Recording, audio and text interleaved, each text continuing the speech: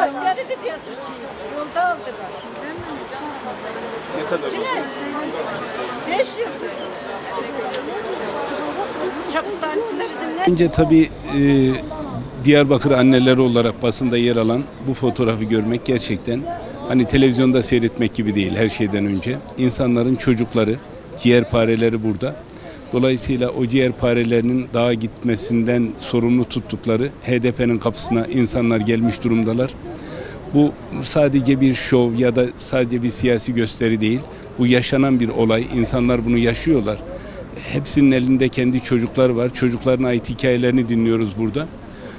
Biz MAK danışmanlık olarak doğrusu bu konuyu da içine alan bir sosyal araştırma yapmayı planlıyorduk. Onun için de gelmiştik Diyarbakır'a. Ama buradaki fotoğrafı görünce bu mesele gerçekten tahminlerin üstünde. Bizden en ciddi duydukları rahatsızlığı söyleyeyim. Yani şu kısa süre içerisinde görüşmede. Biz buradan otururken HDP'li birileri buradan geçerken laf atıyorlar diyorlar. Ve yani hakaretvari laflar söylediklerini ifade ediyorlarmış. Bu tabii bu anneleri çok ciddi şekilde üzüyor. Yani kabahatiyle otur diye bir tabir var. Kabahatleriyle de hala oturmuyorlar. Yani bu çok çirkin bir fotoğraf her şeyden önce.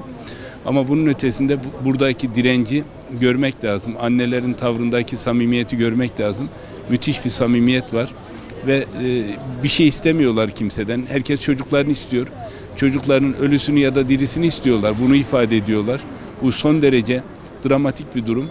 Yani bunu akşamları bu haberleri seyreden insanların kendi çocuklarını gözlerinin önüne getirip çocukları üzerinde düşünmeleri lazım. Yani sonuçta insanlar çocuklar için yaşıyorlar ve burada anneler, babalar çocuklarını istiyorlar. Hiçbir hesapları yok, hiçbir beklentileri yok. Kimseden bu anlamda kendileri için istedikleri bir şey yok. Burada bir binanın altında oturmuş ve kendilerine çocuklarıyla ilgili uzanacak bir eli bekliyorlar bu anlamda. Yani bu meseleyi ne HDP'nin ne de bir başkasının görmemezlikten gelme şansı yok. Mutlaka bu konuda bir adım atılması gerekiyor. Bu mesele öyle yani bir şovun bir süre devam edip sonra bitirilebileceği bir fotoğraf değil. Bu tamamen sivil ve tamamen içten gelen annelerin kendi iç dünyalarının yansıması bir fotoğraf var ortada. Bu bugüne kadar yaklaşık 40 yıllık terörle mücadelesinde, Türkiye'nin terörle mücadelesinde ilk defa bu düzeyde bir fotoğraf olarak dikkat çekiyor. Halkta da bu anlamda bugün gün içerisinde şehrin değişik yerlerinde insanlarla konuştuğumuzda herkes buna bir şekilde bir destek veriyor. Yani bu iş hem terör bitmeli anlamında insanlar destek veriyorlar hem de bir taraftan yani bu annelerin sıkıntıları çözülsün diye insanlar ellerinden geldiğince konuya sahiplenmeye çalışıyorlar. Yani ne yapılabilirse işte onun yapılması gerekiyor. Bu noktada bölge siyasetçilerinin mutlaka bir adım atması gerekiyor. Eski ve yeni siyasetçiler mutlaka adımlar atması gerekiyor. Bugün öğrendiğim kadarıyla HDP hakkında suç duyurusunda da bulunacakmış. Ama mesele sadece kanunlarla çözülebilecek bir mesele değil. Mutlaka toplumsal iradeyi devreye sokmak gerekiyor.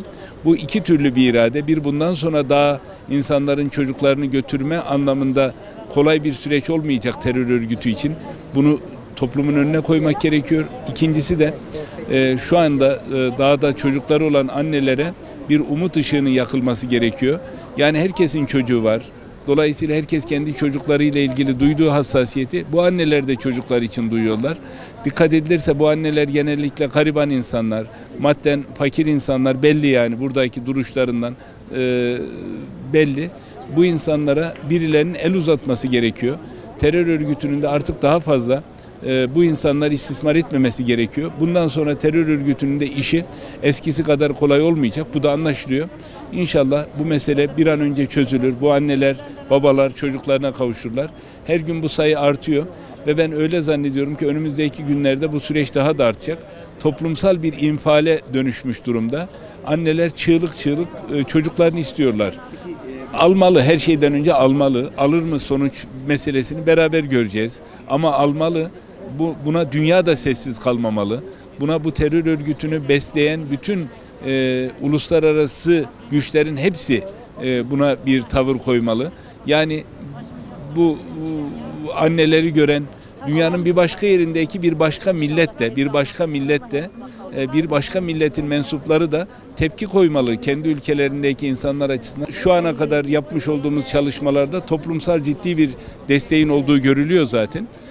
Siyasiler bu noktada yani bu meselenin sadece buradaki insanlarla sınırlı olmadığını herkes bilmeli. Bundan sonrası açısından da bunun önemli olduğunu bilmeli. Bu konuda iyi bir tavır ortaya konmalı. Tabii ki ilerleyen süreç içerisinde insanların dağdan inmesini kolaylaştırıcı bir kısım adımlar da atılacaktır, atılmalıdır. Toplumsal anlamda 40 yıllık terörün sonucunda bir toplumsal rehabilitasyon çalışmasına da ihtiyaç vardır bu bölgede. Sadece Diyarbakır için söylemiyorum, genel anlamda. Yani bölge insanının sorunlarına yönelik devlet çok büyük yatırımlar yapmış. Yollar yapmış, hastaneler yapmış, postaneler yapmış. Diyarbakır'da var olan her şey Zonguldak'ta var olandan çok farklı değil. Ya da Bilecik'te var olan her şey burada da var. Ama bu her şeye rağmen devam eden bir süreç. Bu sürecin içerisinde kırılmış gönüller varsa, ihmal edilmiş alanlar varsa devlet bu konuda mutlaka bir kısım adımlar atmalı. Bu devlet meselesini bilerek söylüyorum, iktidar demiyorum dikkat ederseniz. Çünkü bu mesele bir tek AK Parti'nin meselesi değil. Bu mesele muhalefetin de aynı şekilde meselesi, bütün siyasi yapıların da meselesi. Eğer Türkiye'de siyaset yapmayı düşünüyorsa, yarınlarda sivil siyaset yapma konusundaki iradesi samimi ise HDP'ye de aynı anlamda bu konuda bu sorunların çözülmesi için elini taşın altına koymak gibi bir zorunluluk var. Bu noktada bölgedeki bütün siyasi hareketlere, bütün aktörlere bu anlamda ihtiyaç var. Yani sadece burada annelerin gelip kendi dertlerini anlatması meselesi değil.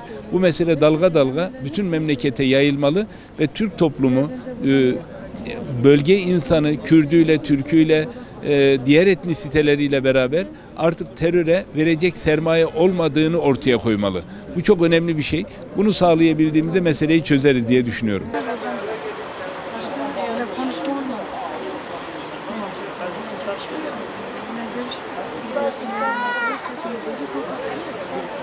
Onlar kendi ailesiyle görüşüyor.